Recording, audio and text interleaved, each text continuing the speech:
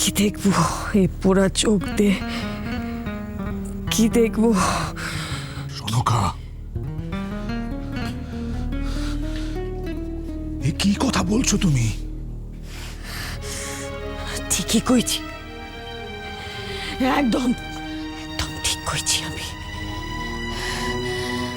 আপনি ভোলা মহেশ্বরের কাছে গিয়ে প্রার্থনা করলেন, আর আপনার সে প্রার্থনা স্বীকার করলেন তিনি।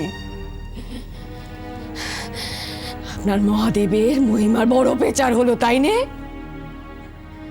যান যান, আরেকটিবার যান, কি প্রার্থনা করুন যাতে মহল হাতছাড়া না হয়, যাতে মা মনসার কোপের হাত থেকে আমরা উদ্ধার পাই। তখন দেখবো আমি আপনার ওই পাষাণ পিতিম কি উত্তর দেয়, কি উত্তর দেয়। শান্ত হন, এমন অস্থির হবেন না। কবিরাজ মশাই আপনাকে অস্থির হতে বারণ করেছে। রাঙা দেরি করিস না, যা মার দুধটা নিয়ে আয়। হ্যাঁ,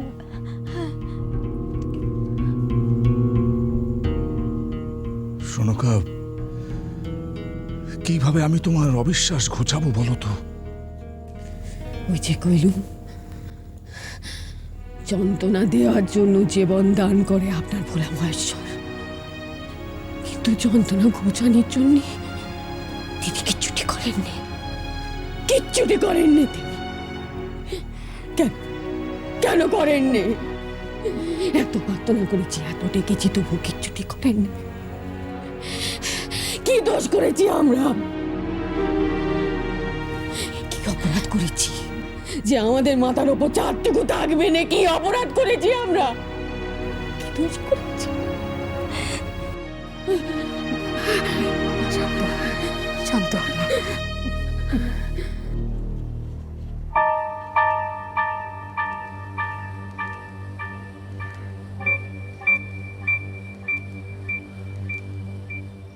এখন তো চম্পকনগরের অধিবাসীরা বলবে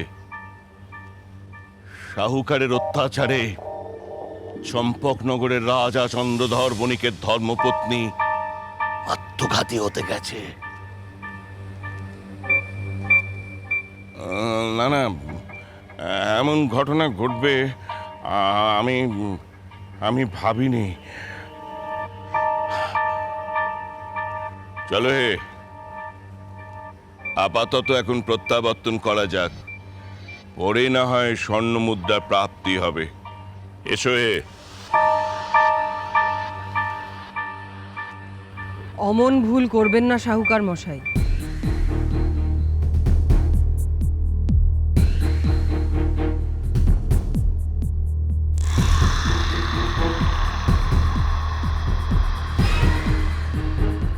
আপনি?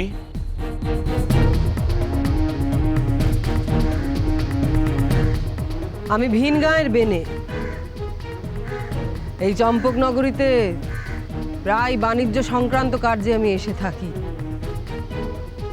শুনলাম আপনি নাকি চন্দ্রধর বণিকের মহল বন্ধকে নিয়েছেন,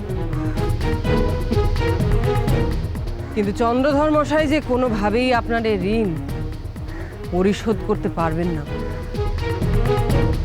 সে ব্যাপারে আপনি নিশ্চিত?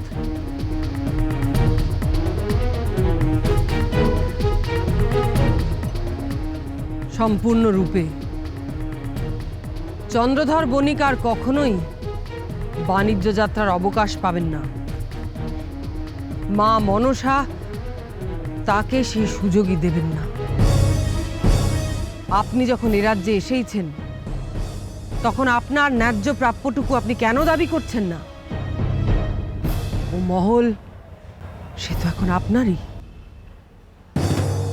জানি বেনে মশাই, জানি, কিন্তু সেদিন চন্দ্রধর বণিক জোর হস্তে যেভাবে সময়ের প্রার্থনা করলেন, তাতে আমি কঠোর হতে পারিনি। আপনি জানেন, ও ধর্মপত্নী এই শোকে আত্মঘাতী হতে গিয়েছেন।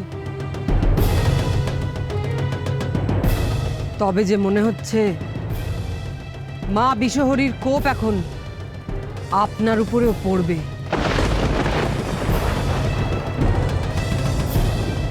আপনারও সর্বনাশ হবে।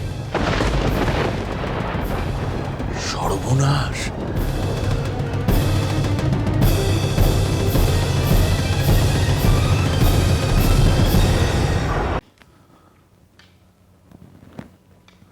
আপনি তো সবই জানেন বেনিমশাই। আমি আমার সর্বস্ব খুইয়েছি, সমস্ত স্বর্ণমুদ্রা খুইয়েছি। ওই পাতালবাসিনী চক্রান্ত করে আমার সর্বশান্ত করল।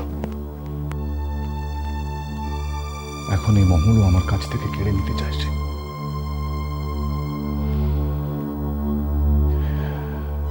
এই বেনের সমাজে আর কেউ আমার পাশে নেই, শুধু আপনি ভিন্ন। এ কথা উঠছে কেন চন্দ্রধর মশাই? উঠছে উঠছে বেনে মশাই, উঠছে। এমন বিপদের দিনে আপনি ভিন্ন আমার কারুর কথাই মনে পড়ছে না।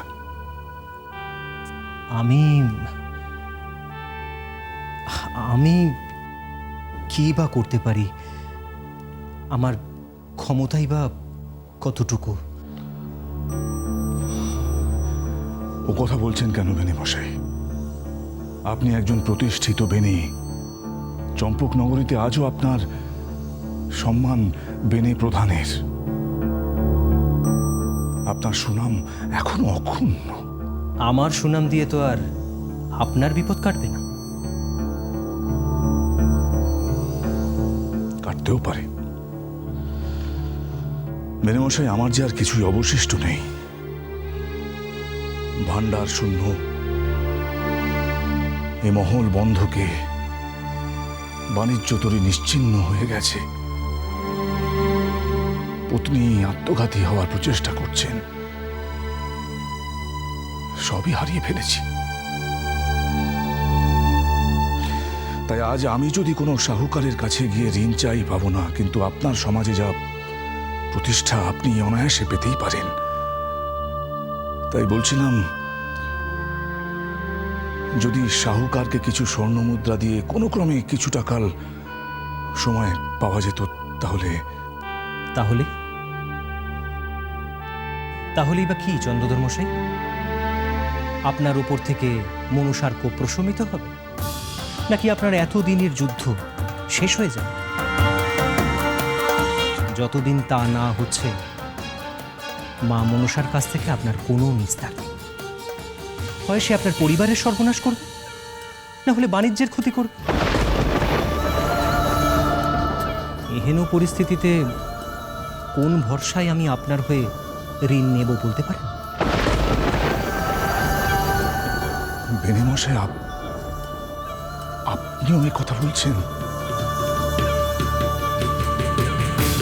আপনি আমাকে ক্ষমা করুন চন্দ্রধর মশাই। আমি আজও আপনাকে শ্রদ্ধা করি,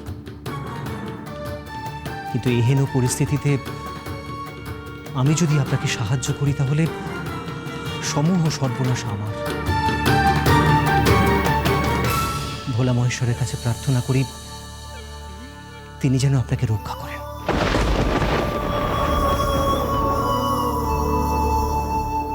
আপনাকে সাহায্য করতে আমি সম্পূর্ণ অক্ষম চন্দ্রধর মশাই।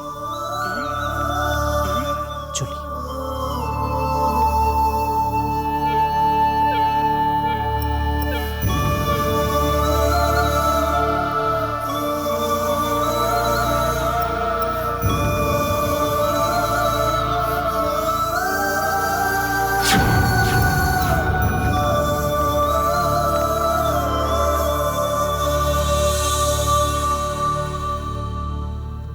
দিদি,